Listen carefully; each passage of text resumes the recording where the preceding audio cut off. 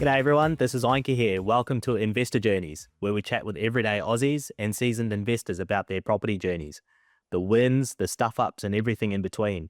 Whether they've got one property or a whole portfolio, we dive into how they did it, what they've learned, and what their journey's been like so far. No fluff, just real stories from real people. So let's get stuck in.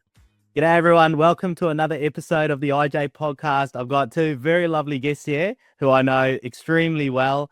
I'd have to say that at least Nish, one of the guests here, is probably the guest that I've known the longest out of all the guests I've had on my show so far. So Nish and Ridma, thanks guys for jumping on today. Thanks for having us. No worries. Guys, as always, I like to understand and share with the listeners everyone's backstories. Now, look, I know a bit about you guys. Nish, especially, I've known for a very long time, since probably very early high school days back in Palmerston North. So Nish has been a very close friend of mine for a long time. And then obviously Ridma popped on the scene and been very close friends of ours for a long, long time, especially in Melbourne when we were growing up there. Plenty of trips together. Let's share some of your background and where you've come from. And especially, guys, if you can give us some insight in terms of what your family financial situation was like and whether there was anything talked about regarding investment or money across the dinner table. So, guys, do you want to just give me a background on your story? Maybe Nish, do you want to go first? Obviously, we moved to New Zealand when I was 13, so did all my high school there. During that time, money was a bit difficult because parents had moved obviously in their mid-40s, so they had to find jobs which are entirely different to what they were doing back in Sri Lanka. So they were very smart with their money and made sure that we did get all the essentials and be able to buy a house to live, which we eventually did in Christchurch. We did talk about how to be savvy with money, but not really in terms of like investment properties. Because at that stage, my mum and dad probably are at an age group where they didn't really look for investing in properties, but they did definitely teach us how to be savvy with money. And then, yeah, those were some of my memories from 20 years ago. Yeah. I moved to Australia around 18 years ago, and I came here as a student and started doing little jobs. And finally, at the moment, we both are doing decent jobs. And back in Lanka, we had tough times. And I think I was always into savings. I think I got it from my mom. So after we got married, we started saving for our own house. Then we moved on to investment properties. Yeah. I want to know a bit more about Sri Lanka. And I could be a bit naive because I never grew up there. You guys grew up there much longer than I did. So, look, most of the people that have come from there, especially as my guests and people that I know, have come from very humble beginnings. Do you think those who have been very successful financially in Sri Lanka have had certain roles and specific titles there to become successful? Because I'd say the majority are very working class. Is it the politicians? Is it the business owners? Like, what is the difference in hierarchy there in Sri Lanka in your perspective? Is it, those more wealthy and well-off people, do they come from different backgrounds and different type of titles there? Yes, I believe I suppose my parents, they work for the government, so they will be in Sri Lanka considered as not the high end of society, but high enough so that we did manage to have people helping us in the houses and things like that. Society over there is so different. If you are for high end, you get given everything on a plate. And as you go down the scale, it's a real struggle. We grew up having really good time as well as some tough times because of political tensions there. So it was never really safe as a country to be growing up. But we were fortunate enough that my parents were in a position to move overseas. Yeah, I think if you have little in Sri Lanka, it's very difficult to prove. Yeah, especially back in the day. I know, of course, now, right? I completely understand. I think you said your parents work for the government. In that respect, my understanding is that's actually seen quite as a high respective job if you are working for the government, which is obviously very different here in Australia. But over there in a lot of subcontinental countries, if you're working for the government, you're actually quite well off. Is that the case as well? Yeah, I would say so. Well off. I mean, if I speak to Ridma, her background is different because mom and dad, they were able to get people to help them, like servants, clean in the house. So I barely had to do any of the hard yards, which is a shock when we came to New Zealand and had to do every single thing ourselves, get from Bunnings and things like that. suppose, yeah, we were fortunate if you think back. Yeah, we were fortunate, but how about you? Yeah, in my case, I think it's a little bit different. Like we went through a little bit of tough time, as I mentioned earlier. But I think it was one of the reasons that we moved to Australia to have a better life because my mom has never worked. And in dad's case, he was working overseas and that's the way it goes, yeah. Yeah, I mean, I completely understand. And obviously, coming from those tough times and moving across countries, we've spoken with other guests in similar positions where that's not taken for granted. It's not like just getting a flight like we do now and just going overseas and setting up a job. Back then, that is a life sacrificed, and the amount of money that was saved in order to put your kids into another country, that is your life savings, basically. And it's a completely different situation. I think unless you go through it yourself, it's very hard to understand. So, Nish, you've gone to New Zealand, and Ridma, you've gone to Australia. Nish, you said you moved with your family. Ridma, did you come on your own? Yes, I came as a student on my own, yeah. Yeah, okay. Was that before? Look, I obviously know your sister Naomi. Yeah. Did you come before Naomi? Yes, I came. Yeah, what was that like? When I got into the flight, it was a bit excited, but at the same time, when I came here, I had to go through a little bit of tough time, especially without parents, without family, all by yourself and finding the jobs, going to uni. And Yeah, all of that. I think the support network would have been quite small, right? Where your parents weren't here, you don't ever want anyone to rely on, and obviously language and just the culture as well would have been such a different aspect of things. And correct me if I'm wrong, you were around the western side of Melbourne, weren't you, that time? And back then, especially in the West, where now it's a very different coffee culture, the arts culture, so it's like a hit place to be. But back then, it would have been quite different, wasn't it? it was different here because I have lived in the north and the west. And compared to this side, I wasn't sure about how was it around this area, like southeast in those days. I haven't been here, but western side is totally different compared to now, yeah. You're very much Aussie before myself and Nish. So Nish, moving forward, you've gone to Canterbury. As myself, we actually came to Melbourne around the same time too. We were basically catching up with all our friends and everything like that together. And then obviously you guys have met, obviously history there, and then you guys move in together and then you're renting with each other. And what was the conversations like back then financially in terms of thinking about getting your own place? Was it pretty much just save for a few years and then we'll look to buy? Was that sort of the case? And where were you thinking at the time? Yeah, I was very good with what I had because I think at that time I got my first proper full-time job, which was paying around $40,000. And she was also getting a first proper, really good job, not odd jobs, but good job. But not obviously, the incomes were not as good those days, probably talking about 15 years ago. Look, we will do our very best to save and definitely move into our own place. We never thought we'll be renting forever. So definitely the thought process was, let's save as much as possible and let's have a look around and what we can get. That was the initial conversations, even though we really did enjoy ourselves, but we had to enjoy it as well. Yeah. Look, we had a close friend circle, so you got to enjoy life as well at the end of the day.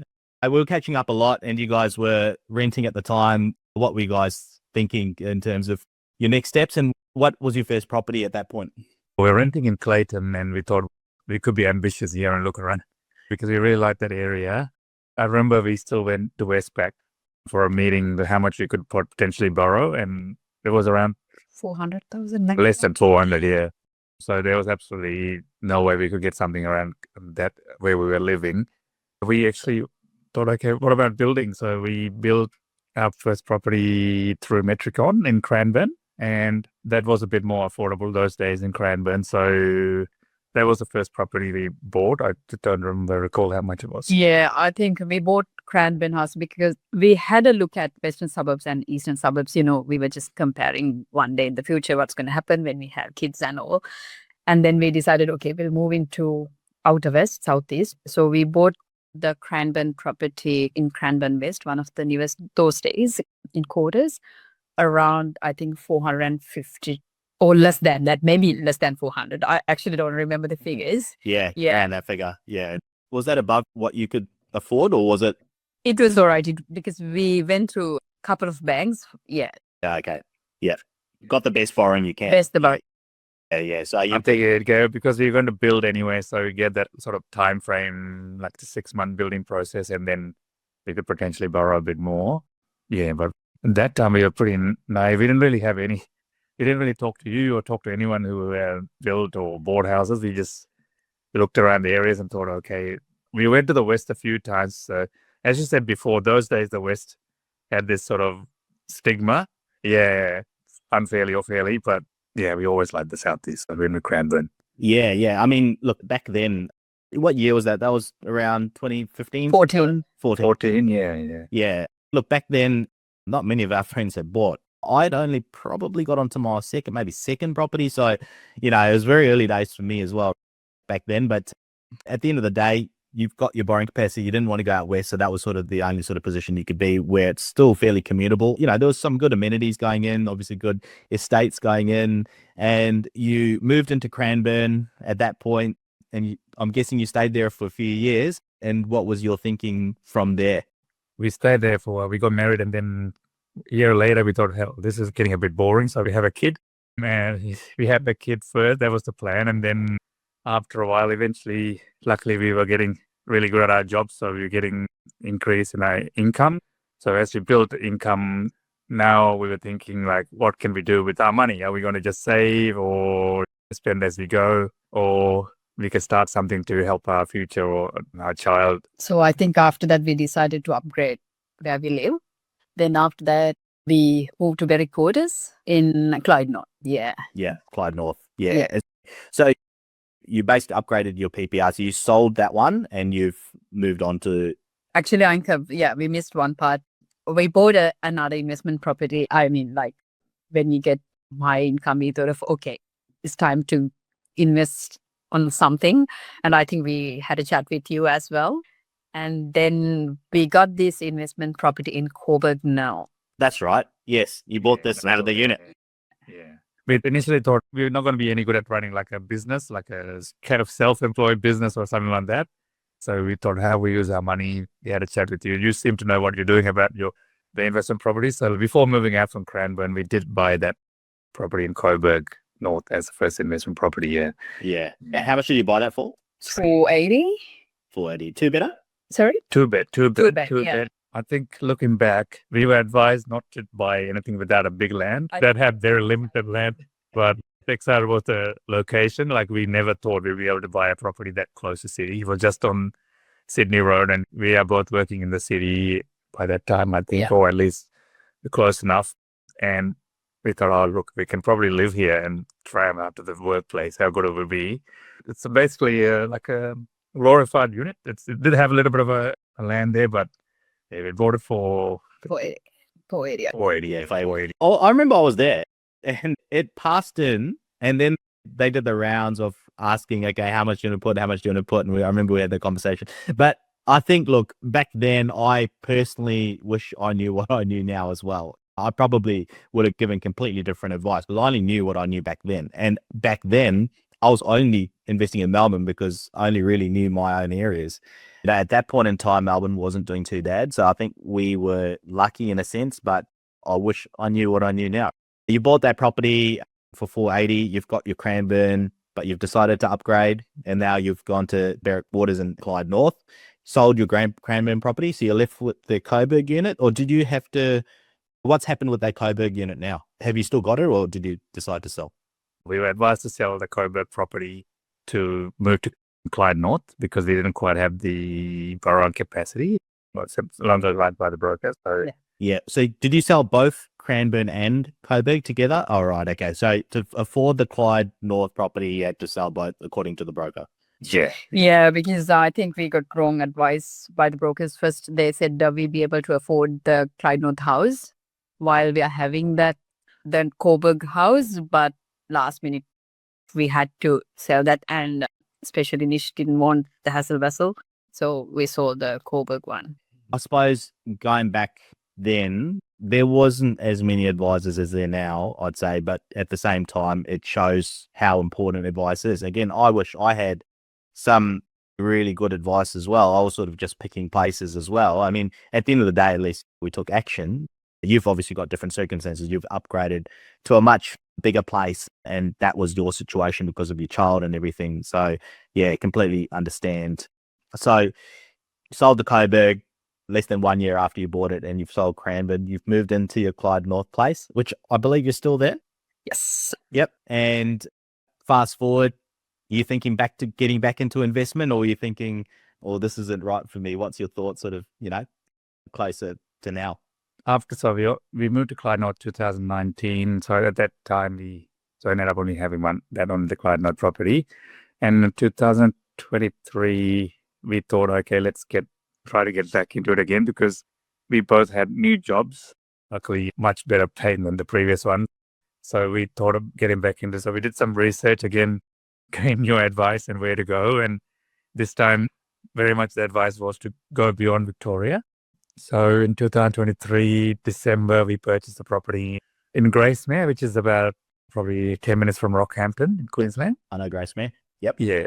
And what was the property? It's a house, so it's more than 700 square meters, and we bought it for, again, I forget, 410. 410. I'd say that's done pretty well. My guess is it's probably gone up almost 200K. What's the value on that now? Nearly 600K. Yeah, 200K. Yeah, I know that area quite well, which is great. You guys, obviously, that's a great purchase. I know Gracemere. It's effectively like quite a new area as well. So I'm guessing your property is not too old. That particular location I know has done quite well. And you guys you've taken action. You've got some good equity out of that now. So I assume the intent is to keep that for a while. Absolutely. I'm not going to go down the same route. Do the very best we can to keep that for as long as possible. Obviously, keeping an eye on the market, but yeah. Fantastic. Look, again, at that sort of price range, there's not many of that going around now, especially at 400. So yeah, can definitely say you've done okay. And so finally, you've got some really good equity from your investments now, so you can start building on that moving forward. Is borrowing capacity an issue at the moment if you're looking for future properties? We are at the moment considering like future properties as well, if it's not too risky. But yeah, we're still working on like getting pre-approval of how much we can borrow, and then we can have a look around where we can gain the maximum growth, I guess. You've got your Clyde North property, which I'm also guessing, what did you buy that for back then? It was around 760. Okay. Do you have a valuation now? Yeah, the most recent one was 1.1 plus. Wow. Okay. So you've got some really good equity there too. I'm guessing your loan is obviously a lot lower than that. Obviously, deposit's not an issue because you can take equity out. It's just whether the borrowing capacity. So that's exciting. So yeah, I think it sounds like you've got to have a few conversations with your broker. Do you have an idea of what your borrowing capacity is at the moment? The broker we met like a couple of weeks ago, he advised up to 500K maybe. Yeah, around there. Yep. Okay. And again, depending on your deposit, that may not be an issue with respect to getting into the markets at the moment. So it sounds like you can definitely make another move with respect to your situation. Your obviously incomes are growing and you've got equity there in both properties at the moment, which is really good. So what's the goal? Have you guys thought of a goal at the moment, or you guys just want to try and get as much wealth as you can through property and what you can buy? As much as we can out of it at this stage. I'm sure we'll try to be sensible as possible. So, but yeah, one step at a time. Hopefully, as much as we can at this stage. Yeah, absolutely. And going back to your Sri Lankan roots, obviously things have changed a lot since back then. Your dad, Nish, and your parents, Ridma, like, what do they think? Do they know anything about the investments at the moment, or just sort of they've got an idea that what you're doing? Yeah, I was talking to my dad and I was trying to explain how it works and all. And dad was like, yeah, you know what you're doing. They know, like, I'm a little bit different. And I think about what's happening in the future and what comes on the way, and we have to face it. And also it's towards the retirement test. So we are getting old. Yeah. Because with our parents, it's not blaming or anything. It's they grew up in a different environment, right? And yeah, they haven't thought about their retirement, but we have to learn from it. So we have to think about our retirement here. Yeah. Look, I think we're extremely lucky to be in a country like this where property is like a second language here. And building wealth through property, and the property markets in Australia, given the demand and the affordability and the accessibility through our incomes, is extremely much easier than what it's like in Sri Lanka, right? Sri Lanka, the mindset is to buy, hold, or even just pass down in generations and not really invest. Investing is quite a different sort of thing. I'm assuming now it might be changing a little bit, but it's still not like what it is here. So I can't imagine what it was like in our parents' era where they're working full-time jobs or just the husband's working full-time and trying to just get by with the kids. It's a completely different situation. And, I think the fact that they were able to send us all or move overseas is an investment in itself. They've decided to invest in us rather than us investing in property for our kids. They invested in us. So at the end of the day, we've got the opportunities now, right, to make the most of what we can for our kids. Does Dion know about your son, Dion, if I can say? Does he know about your investment in Rockhampton there? Yeah, he does. We try to teach a little bit about some of them, but yeah, he does know about it. Yeah, make sure they also need to be educated a little bit on how to be wise as well. We get into a stage where he is nearly 10, so you need to understand a bit about money and not to buy the most expensive chocolate out there as well. So yeah, that's right. So it's important to have that chance as well. Very good. I think your journey is very similar to a lot of other people out there, other listeners that are listening to this podcast at the start. You've tried to make the most of your opportunities. I think that's really important because you've learned from that. I don't think you would have got the Gracemere type property if you hadn't gone through those other situations. You guys are action takers. You've prioritized your family home, and that's great because that's for your child and that's all the memories that you've been able to build. Other people want to go down the investing route quicker, which may be easier for them because their borrowing capacity is not as hamstrung. They're not building their family home like you guys have and built the memories. Can't take that away. And I think now that you're getting back into that investment game and doing very well, I think, yeah, you guys are on the right track. So hopefully you guys can make the most of everything you've got. I know you guys deserve it. Know you guys very well. And yeah, all the best with your future investments and everything like that. Thanks, Sanko. Thank you. Thanks for your support. No worries. Thanks, guys. We'll catch you guys on the next episode and hope you enjoyed that one. We'll catch you later. Hey guys, thanks for tuning in. If you enjoyed the chat, feel free to drop us a rating on Spotify or wherever you listen. It helps us reach more listeners to help them with their journey. Catch you in the next episode.